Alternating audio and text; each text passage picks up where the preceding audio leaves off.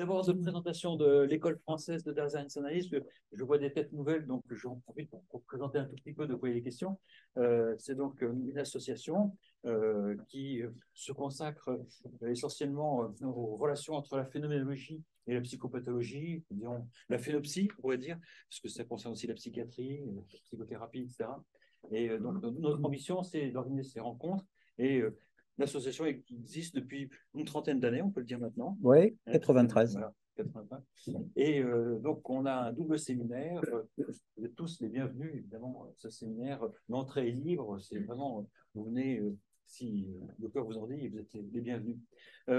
J'ajouterais peut-être deux choses. D'une part, je présente notre trésorier, Guy Risbeck. Enfin, non, c'est Caroline Caroline qui a fait le travail. Très bien. Et bon, alors, je ne présente pas plus Guy, qui est le pilier par excellence de l'association, puisque il est là depuis le début. C'est pas grave, c'est pas grave. Et donc, cette année, on a décidé de travailler notamment sur Blankenburg, ce texte qui est pour nous une référence très importante. On avait travaillé il y a bien longtemps déjà sur Blankenburg, et donc sur la perte de l'évidence naturelle. Et alors, sans plus tarder, je lui laisse la parole. Merci Philippe.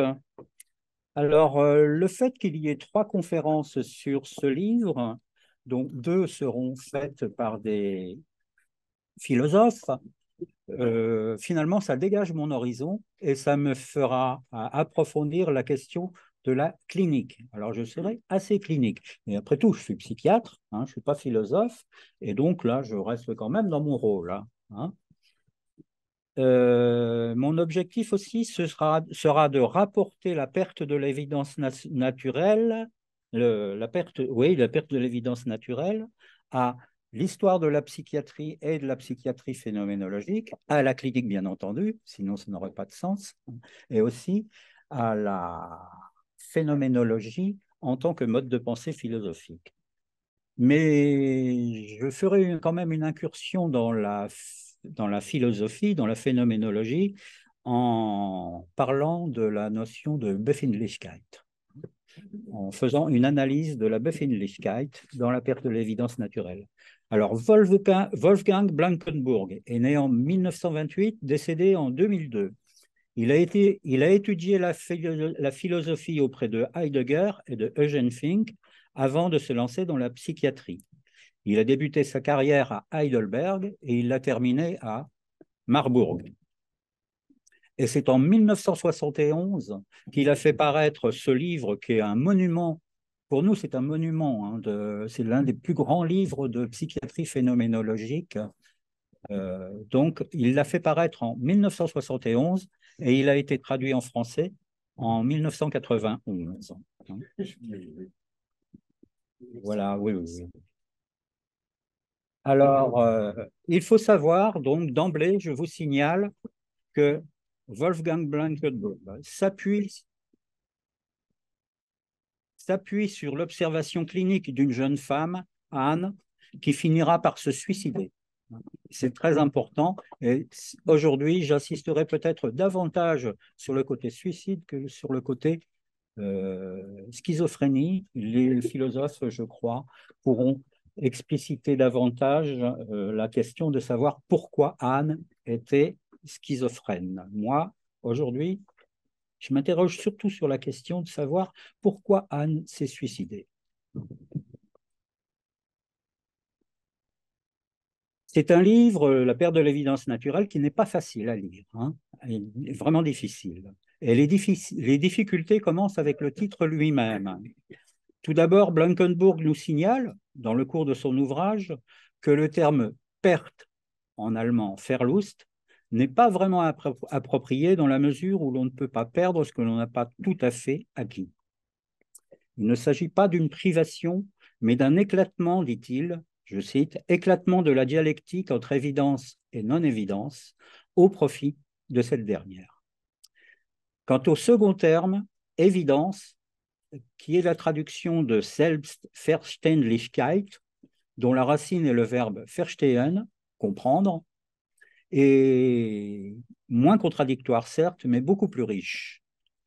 L'évidence naturelle, natürliche Selbstverständlichkeit, notons-le, c'est une expression qui est utilisée par la patiente elle-même, dont le parcours tragique est relaté dans cet ouvrage. Mais il y a également une légitimité phénoménologique à l'emploi de ce terme, parce que Wilhelm Schilasi l'utilise à la place ou en tant qu'équivalent de l'autre mot évidence en allemand qui est Evidenz. Pour lui, ces deux termes sont synonymes. Alors rappelons que Wilhelm Schilasi est un philosophe d'origine hongroise qui a émigré en Allemagne, puis ensuite, avant de revenir en Allemagne après la guerre, qui a fréquenté à la fois Husserl, Heidegger et Binswanger. Et on connaît son importance pour ce tournant, comme je l'ai dit tout à l'heure, ce tournant phénoménologique de Binswanger dans les années 60, qui est passé d'une interprétation, disons, heideggerienne à une interprétation husserlienne, hein, et c'est grâce à Schilasi qu'il a fait ce tournant-là. Par contre, je ne sais pas du tout, alors là, je ne sais pas moi, si Selbstverständlichkeit est utilisée par Husserl. Hein, je ne sais pas. Blankenburg donc, va développer sa définition du concept d'évidence naturelle tout au long de son ouvrage, notamment dans le chapitre 8, qui est le chapitre central. C'est l'explication phénoménologique. Mais même dans le chapitre 9, il va affiner cette définition-là. Est évident, donc, est évident ce qui se comprend de soi-même, ce qui n'a pas besoin à proprement parler d'un fondement, d'un pourquoi. Ce sont, dit-il, les axiomes du monde quotidien, ce caractère basal de l'ancrage du Dasein dans le monde quotidien, qui sont le sol de ces évidences inapparentes dans leur banalité. Voilà, ça c'est la base de la définition. Mais il faut aller plus loin que cela. Parce que, au terme de ces analyses, donc je résume, je ne fais que la conclusion du chapitre 8, Blankenburg reconnaît 4 caractéristiques à cette perte de l'évidence, et c'est important. Cette perte de l'évidence, d'une part, consiste en un effondrement des cadres a priori, elle est antéprédicative, c'est-à-dire avant l'apparition du jeu. Deuxièmement, puisqu'il n'y a pas d'a priori, il n'y a pas d'appui possible sur un savoir-faire acquis dans le passé, donc le problème du passé. Et troisièmement, elle entraîne une perte d'autonomie, c'est la question de la dialectique entre aller de soi et être soi. Peut-être que vous y reviendrez plus tard, je ne sais pas. Et quatrièmement, et ça c'est très important, elle n'est pas inscrite dans le monde commun. Elle n'est pas inscrite dans une intersubjectivité, disons, solide. Bon. Reprenons maintenant la question de l'adjectif naturel. Alors, il y a un piège linguistique. Naturel, c'est la traduction française de l'adjectif natürlich. Ce n'est pas du tout la traduction de l'adjectif natural. Donc, un Allemand va tout de suite comprendre que natürlich, c'est en fait culturel. Et ce n'est pas du tout naturel. Voilà. Donc, ça, c'est un piège qu'il faut vraiment noter. Hein. Donc, la naturalité, en fait, s'inscrit dans l'intersubjectivité. Alors, a priori, naturel fait redondance avec la dernière partie de la définition, donc la dernière des catégorisations de la perte de l'évidence, mais en fait, Blankenburg introduit une différence fondamentale quand même, hein, c'est que la naturalité, si elle s'origine du monde commun, l'évidence, elle, s'origine de soi-même en tant qu'être propre, en tant que corps propre. Hein. Ce que le japonais Bin Kimura, par la suite, va transformer dans son langage japonais entre Onotsukara et Mizukara. Mizukara, c'est ce qui s'origine de soi-même, et Onozukara, c'est ce qui s'origine du monde commun. Donc, la naturalité de l'évidence a affaire avant tout au monde commun. Et l'évidence en tant que telle a affaire au monde propre, disons. Alors, il y a une histoire à cette différence, à cette bipolarité. Alors, l'histoire, c'est, encore une fois, c'est Binswanger et Shirazi, parce qu'on trouve cette différence entre monde propre et monde commun, si je résume comme ça, hein, chez Shirazi et chez Binswanger. Donc,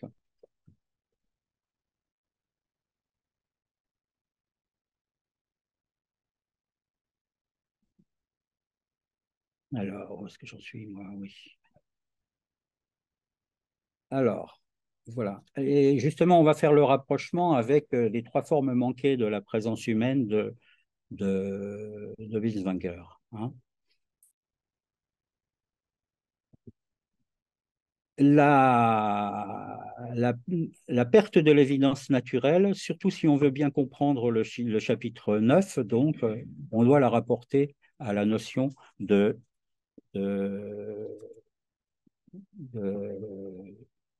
ah, zut, de forme manquée de la présence, hein. Il est très important, effectivement, de noter que la perte de l'évidence naturelle, elle est à comprendre comme étant une disproportion anthropologique entre évidence et non-évidence, de même que celle qu'a définie Binswanger, donc entre hauteur et largeur. Blankenburg se positionne exactement sur la même lignée que Binswanger, dans une continuité et une complémentarité. Je cite, la proportion anthropologique signifie toujours relation dialectique, la disproportion, une rupture de celle-ci, et perte de l'évidence naturelle ne signifie alors rien d'autre que éclatement de la dernière. L'existence même d'une disproportion n'est pas en soi pathologique. Ce qu'il est, c'est la rupture de cette relation entre disproportion et proportion. Cela fait donc de la perte de l'évidence naturelle un élément d'un ensemble plus important, beaucoup plus vaste, fait de multiples disproportions anthropologiques. C'est un élément de disproportions, certes, mais c'est l'élément central. Ça, il faut le souligner. Alors, petite note clinique par rapport à cette distorsion, justement. Binswanger cite le cas d'un instituteur qu'il reprend, c'est une observation qu'il reprend à Minkowski, hein. Un instituteur qui est dans la distorsion, c'est-à-dire qu'il s'interdisait de lire pour ne pas être influencé, tout entier porté par son souci d'être dans une totale émergence de soi-même, ce que Binswanger a appelé une transcendance subjective. Alors, je ne sais pas si c'est correct comme tel, d'ailleurs, hein. Mais j'ai vu, moi, un patient tout à fait à l'opposé, qui ratait tous ses examens et toutes ses formations parce que, incapable de penser lui-même, il devait s'appuyer nécessairement sur des auteurs et il ne pouvait pas le faire dans le contexte d'examen. C'est-à-dire, il pouvait avoir des bonnes notes dans un devoir à la maison et en examen, eh bien, il avait de très mauvaises notes. Donc, lui, c'est l'inverse. Il était nécessairement dans une transcendance objective, comme le dit Binswanger et Shirazi, hein, à l'image du maniéré, hein, d'ailleurs, qui cherche à se fondre dans l'anonymat. Donc, vous voyez que bien que radicalement opposés, aux deux extrémités de la même chaîne, les deux patients font partie du même groupe de schizophrènes. Et c'est ça toute la difficulté de la schizophrénie, hein, c'est qu'on a affaire à des personnes radicalement différentes. Alors, pour prolonger cette définition, j'y ajouterai volontiers une notion postérieure à cet écrit de Blankenburg, c'est la notion d'action de base. Elle nous permettra de mieux articuler avec la clinique, d'ailleurs.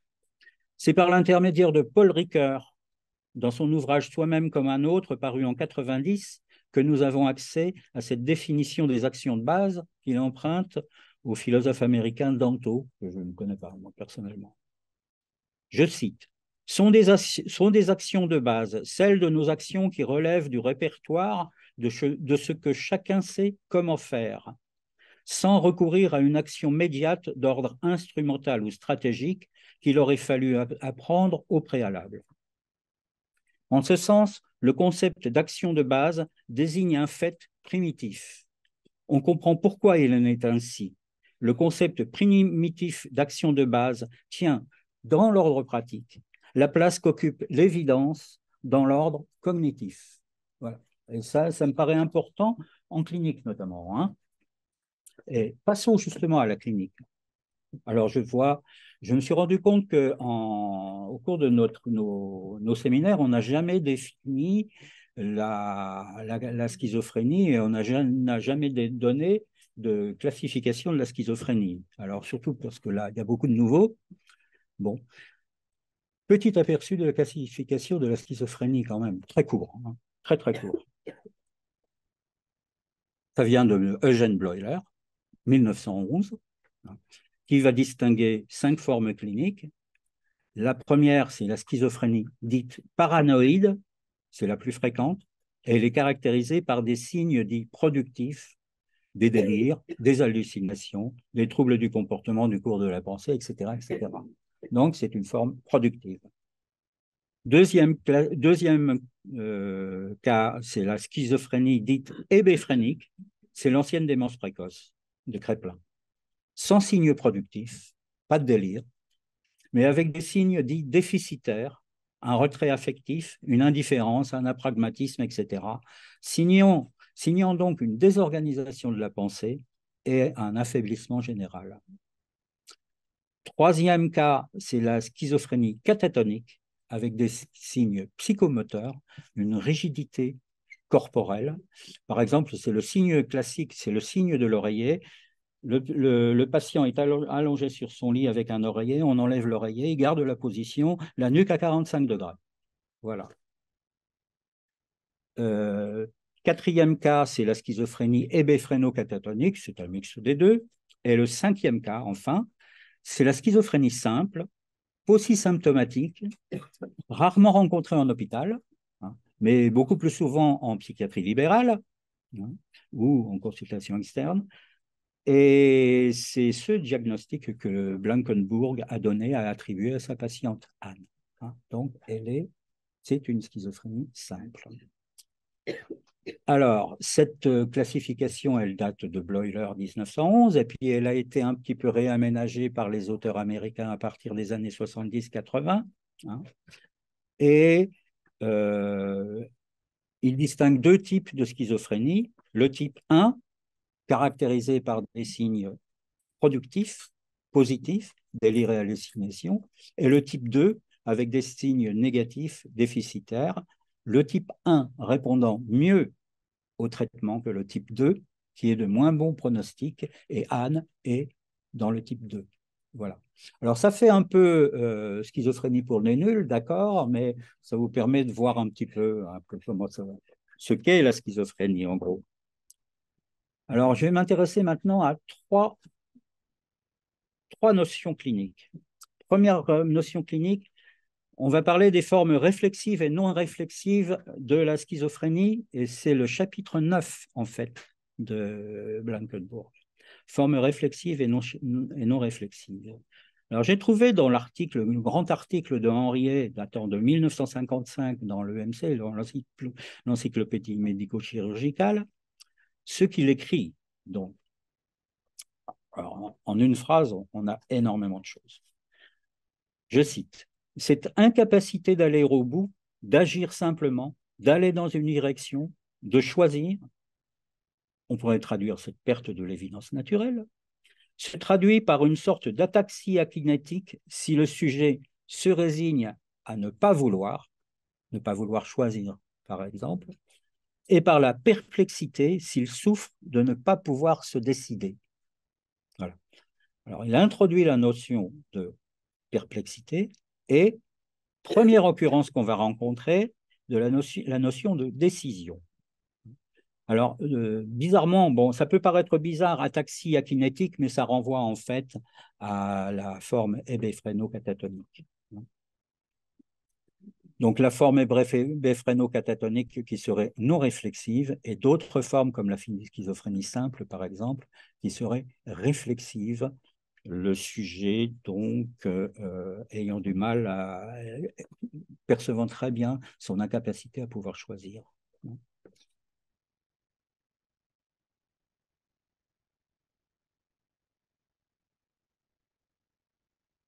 Deuxième cas, justement introduit par Henriet, la perplexité. En allemand, c'est Ratlosigkeit. Cette perplexité, donc, elle est très, très souvent utilisée par les techniciens, par les cliniciens. C'est un élément majeur chez Anne.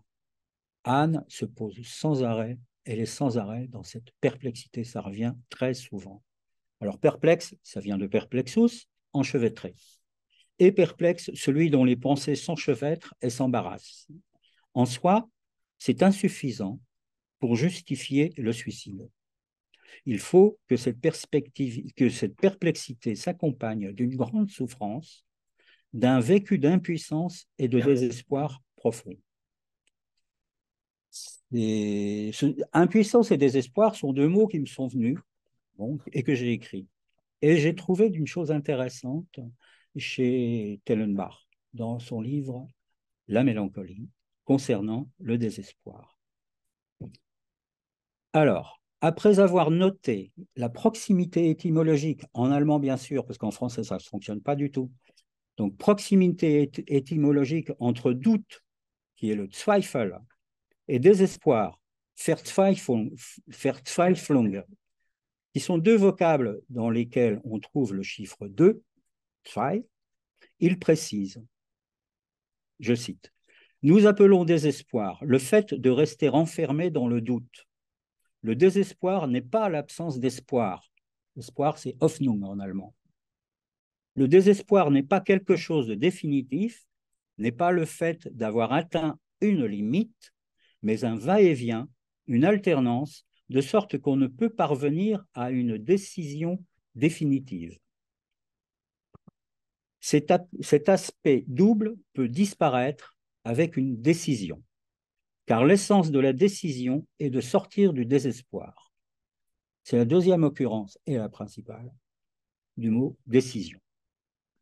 Donc, perplexité et désespoir sont très proches et tout laisse à penser que Anne est plus désespérée d'ailleurs que perplexe, n'étant pas en mesure de prendre une décision, de choisir l'une ou l'autre alternative, ce qui ne signifie pas qu'elle soit mélancolique d'ailleurs. Hein.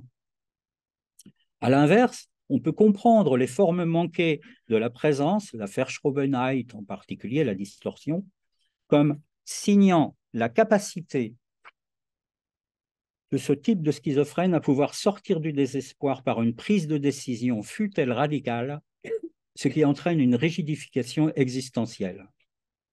Donc, quand l'une est dans la perte de l'évidence naturelle, l'autre est dans une évidence tordue, on pourrait dire. Ce pouvoir de décision, ce pouvoir décisionnaire, il marque la limite, la bascule entre la Verzweiflung, ou le désespoir donc, et les formes manquées de la présence. Alors bien entendu, ce que je dis se comprend beaucoup mieux pour les gens qui savent, qui ont lu les formes manquées de la présence humaine, hein, bien sûr. Je m'excuse, mais je ne peux pas faire autrement. Hein. Enfin, dernier signe clinique, l'ambivalence. C'est ce chiffre 2 avec cette notion de va-et-vient qui nous amène à l'ambivalence, ambivalence en allemand, qui est introduit par Bleuler lui-même. Ce n'est pas un signe, l'ambivalence, c'est pas pathologique en soi. Hein. C'est par exemple cette oscillation entre l'amour et la haine. Mais par contre, c'est un signe majeur dans la schizophrénie, parce que justement, beaucoup de schizophrènes ne peuvent pas sortir de cette ambivalence. Donc, c'est la concordance, la coexistence de deux tendances contraires simultanées. Gaetano Benedetti nomme cette ambivalence je cite, une impossibilité tourmentée à se décider. Troisième occurrence du mot décider, décision. Le schizophrène, en quelque sorte, ne sait pas comment faire, il est perdu face à deux propositions contradictoires.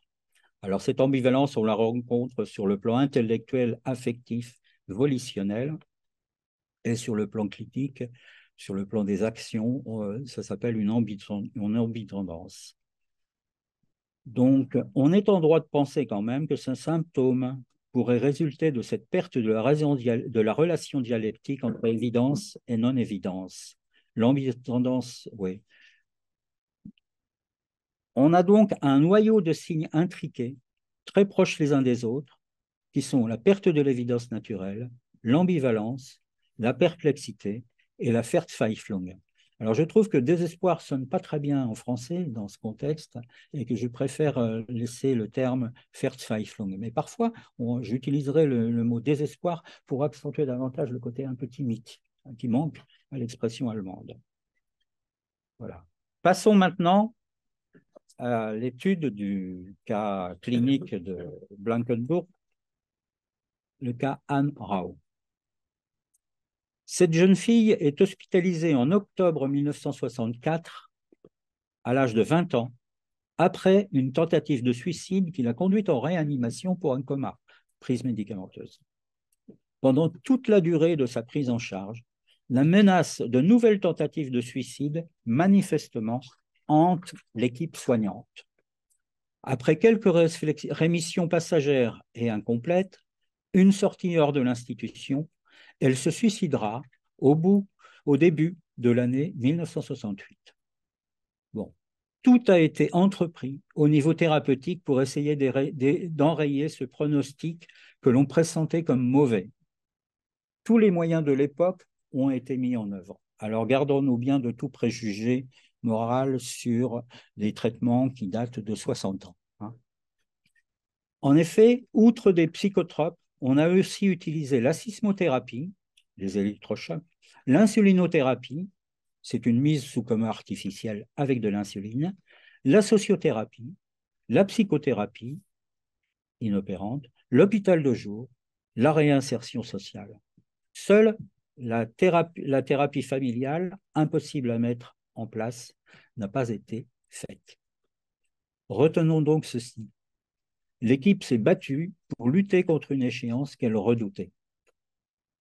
Il se trouve que, hasard du calendrier, cette année, nous évoquerons le suicide de deux célèbres patientes, toutes deux classées schizophrénie simple. La première c'est Anne, bien sûr, la seconde c'est Ellen West, et vous verrez que ce n'est pas du tout la même histoire. Voilà.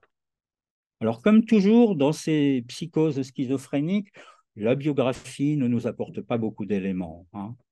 Il n'y a pas beaucoup de genèse événementielle. L'histoire est plutôt banale. C'est la seconde d'une fratrie de 3.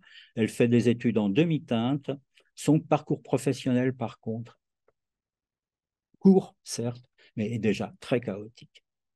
On ne lui connaît pas d'aventure marquante. Il n'y a pas de traumatisme majeur.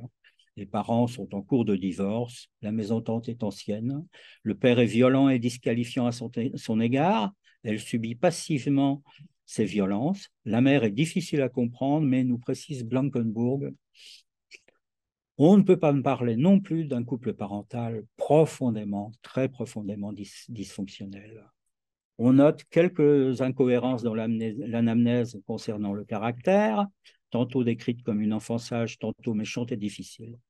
Le tableau clinique est marqué par une triade comprenant des troubles de la pensée, une rupture de l'efficience et une perte de l'évidence naturelle. En fait, le fait le plus important, à mon avis, c'est précisément ce parcours professionnel chaotique. Elle a travaillé dans une usine chimique pendant quelques semaines, puis comme stagiaire dans un hôpital, mais à chaque fois, elle a dû arrêter, disant que humainement, elle n'y arrivait pas. Elle a fait sa tentative de suicide en 1964, ayant motivé donc son admission en hôpital, à la veille d'intégrer un nouvel emploi qui pourtant semblait lui plaire. Et en 1968, quand elle s'est suicidée juste avant d'intégrer un autre emploi. C'est hautement significatif. On peut sans aucun doute possible y voir là une conscience, cette perplexité douloureuse de la perte de l'évidence naturelle et cette difficulté à pouvoir poser des actes, effectuer des actions de base dans le cadre d'une activité professionnelle. J'insiste là-dessus.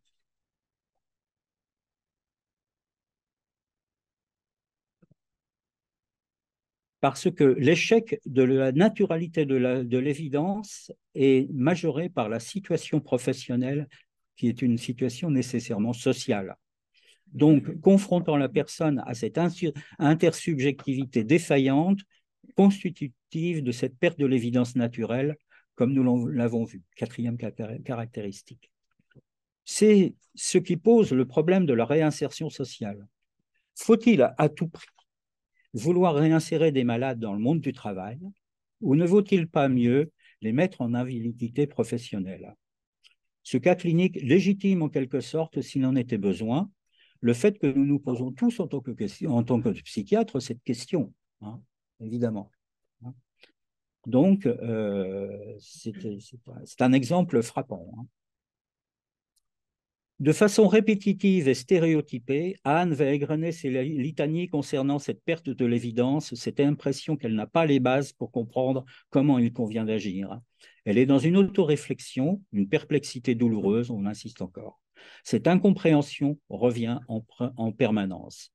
Ainsi de faire la vaisselle. Je ne le fais pas avec évidence, dit-elle. Ça me déconcerte en quelque sorte. Il faut que je m'y force. Intérieurement, ça me détruit. Ça me donne trop de peine. C'est pourquoi je ne lave plus la vaisselle. C'est ainsi pour chaque travail. Fin de citation.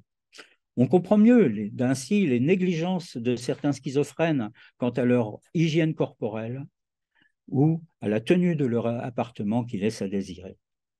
Mais on notera la différence qui existe entre faire la vaisselle seul chez soi et être en activité professionnelle en équipe.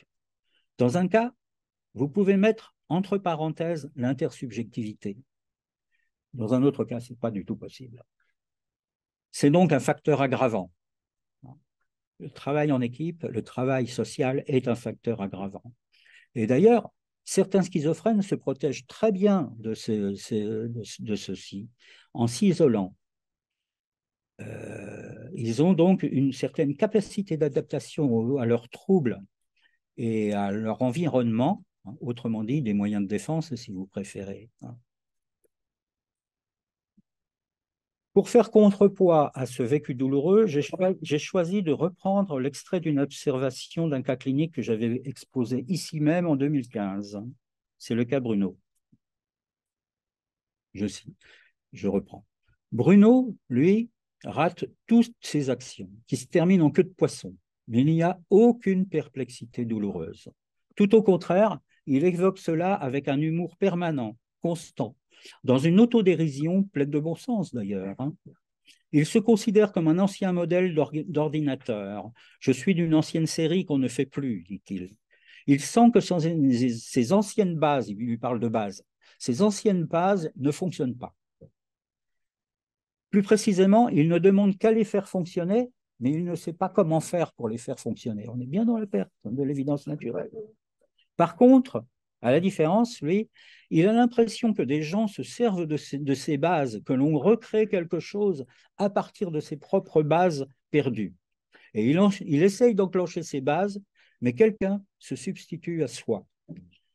En clinique, on connaît le vol des actes, le vol des pensées, et on peut en voir ici la genèse. On pourrait parler ici du vol des synthèses passives. Nous ne sommes plus dans la perte de l'évidence naturelle, mais dans le vol de l'évidence naturelle. On franchit un petit cap quand même hein, dans la clinique. Alors, il évoquera par la suite le rôle de sa mère, une trop bonne mère au sens de Winnicott, anticipant ses actions et ses actes et ne lui donnant pas l'opportunité de gérer par lui-même ses actions de base. On peut se poser la question de savoir si l'entrave à l'autonomie ne précède pas d'ailleurs la perte de l'évidence naturelle. Ça, c'est une question. Anne, par contre, dans sa perte d'autonomie, cherche à s'appuyer sur sa mère, mais ne rencontre que défaut d'autonomie et et défaut d'individualisation chez celle-ci. Là encore, vous voyez que deux extrêmes se dessinent. Une mère qui empêche l'autonomisation par anticipation excessive, des mises en acte personnelles, et une mère qui ne montre pas la voie de l'autonomisation. Anne ne rencontrant que le vide. Et là, nous sommes donc dans la troisième caractéristique de la perte de l'évidence naturelle, c'est la perte de l'autonomie. Il nous reste combien de temps? Oui, ça devrait le faire. Alors, j'arrive maintenant à, justement, à cette analyse phénoménologique de la Befindlichkeit.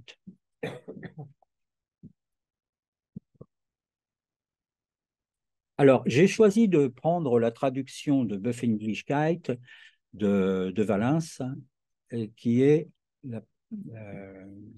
le sentiment de situation, plutôt que la traduction de François Vézin, qui est la disposibilité. Parce que rapporté à la clinique, sentiment de situation, ça va bien fonctionner avec justement les situations. La disposibilité, ça ne marche pas. Bon,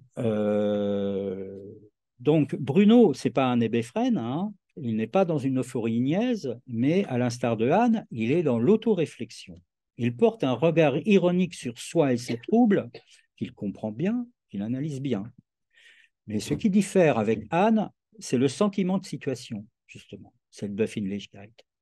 Ainsi, autodérision et ironie pour l'un, sentiment d'impuissance et désespoir pour l'autre. Quand l'une y voit une tragédie, pour l'autre, c'est une comédie burlesque. Encore une fois, deux schizophrènes qui sont à l'opposé. Autant dire que, en raison des multiples disproportions anthropologiques, des personnalisations constitutives de cette entité nosographique, il est parfaitement illusoire de penser la prise en charge des schizophrènes en s'appuyant sur une psychiatrie construite sur des protocoles. Fonctionne pas très bien. Par contre, il y a un point commun entre Anne et Bruno. C'est la fixation définitive, le blocage, la rigidification de ce sentiment de situation qui est et demeure invariant, quoi qu'il advienne. Ainsi, Bruno m'annoncera que ce père est en phase terminale, avec sa bonne humeur coutumière, un large sourire agrémenté d'une plaisanterie à l'humour noir. Bon.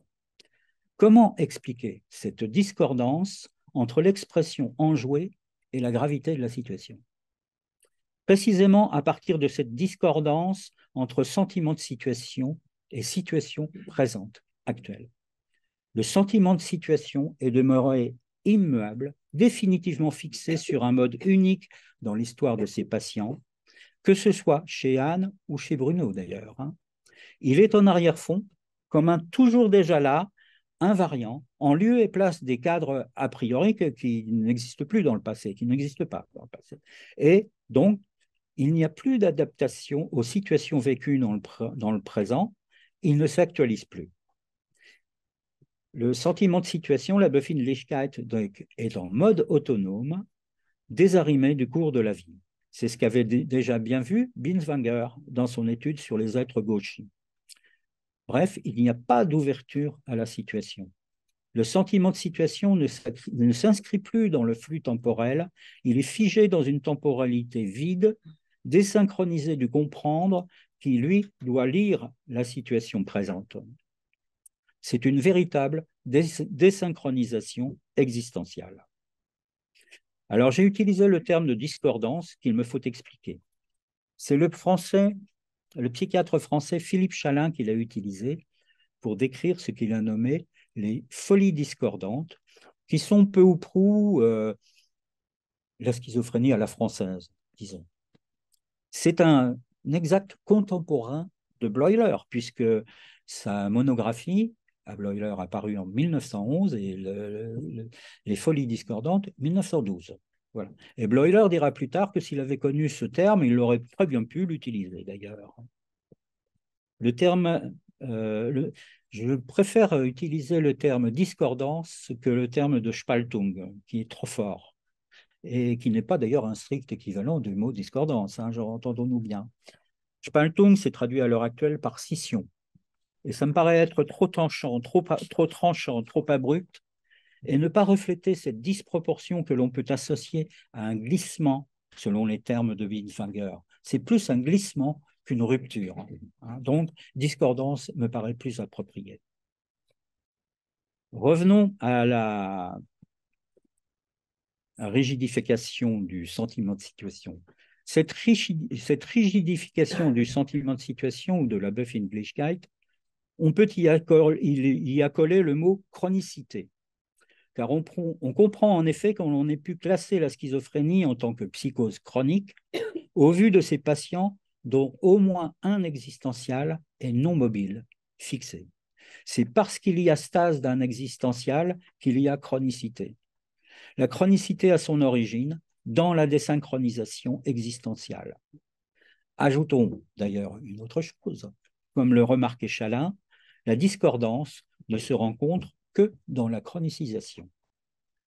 Mais chronicité, c'est un mot de psychiatre utilisé à des fins de classification, chronique versus aigu, fonctionne souvent comme ça, auquel on peut substituer sur les conseils de Tatossian le mot durabilité.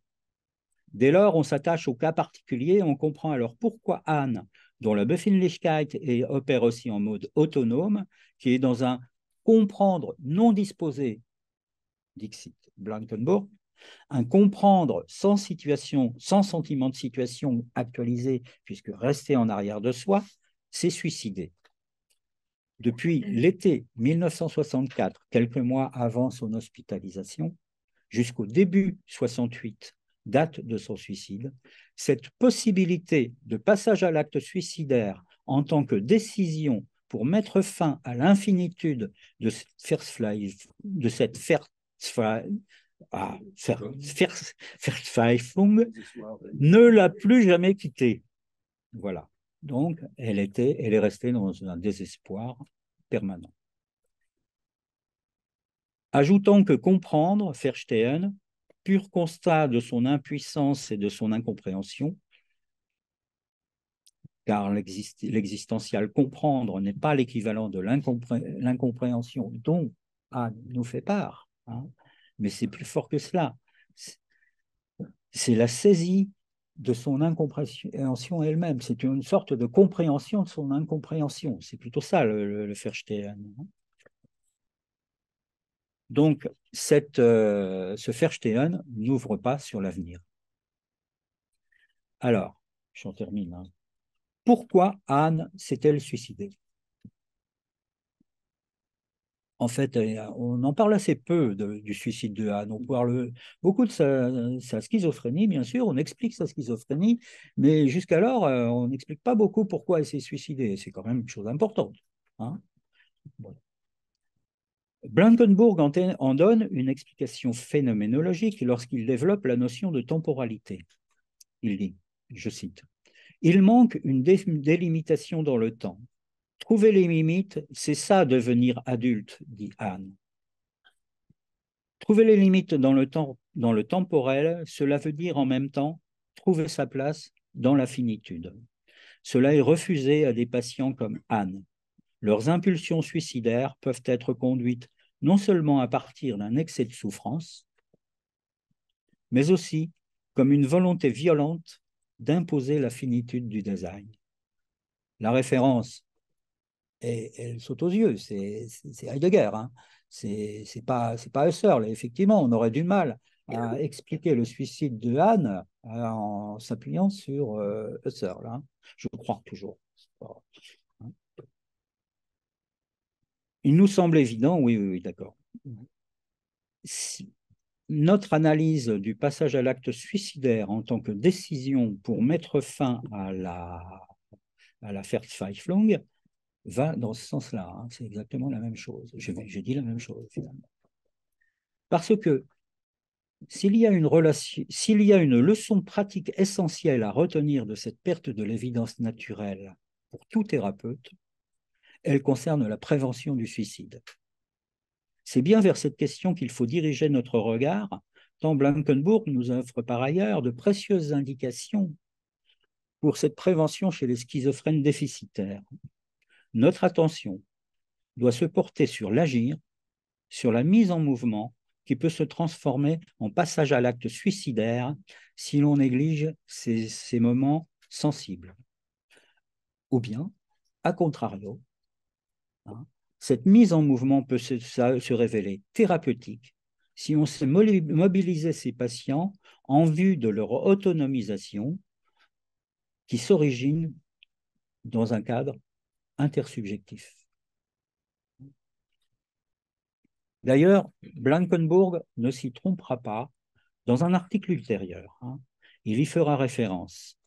Il préconise, avec la plus extrême prudence, dit-il, en hôpital, d'utiliser la fonction désinhibitrice de certains antidépresseurs qu'on appelle des IMAO. Alors, on est là, l'article date de 97, ce n'est plus d'actualité. Je crois que plus personne n'utilise les IMAO, mais avec nos nouveaux, les antipsychotiques nouvelle génération, on a ce pouvoir désinhibiteur. J'avais présenté un cas, justement, où, relatant le cas d'un patient qui a reçu pour la première fois un antipsychotique nouvelle génération et qui présente justement retrouver cette évidence naturelle. Voilà. Donc, nous sommes sensibles, nous, psychiatres, à cette fonction désinhibitrice de certaines molécules et on y fait très attention. Donc, j'apprends rien à mes collègues, bien entendu. Ça va leur donner peut-être un arrière-fond phénoménologique. Et nous retrouvons là cette question du pharmacone qui est à la fois médicament et poison. Mais nous pouvons élargir à toute injonction thérapeutique non pharmacologique en psychiatrie, parce que inscrire ou ne pas inscrire un patient dans un protocole thérapeutique, aussi louable et pertinent soit-il, comme par exemple justement cette réinsertion professionnelle de Anne, mais on pourrait penser également aux appartements thérapeutiques. Donc inscrire ces patients-là, peut-être, on l'a vu avec Anne, peut-être une question de vie ou de mort. Il faut donc toujours individualiser le soin. Et je termine donc avec ma conclusion.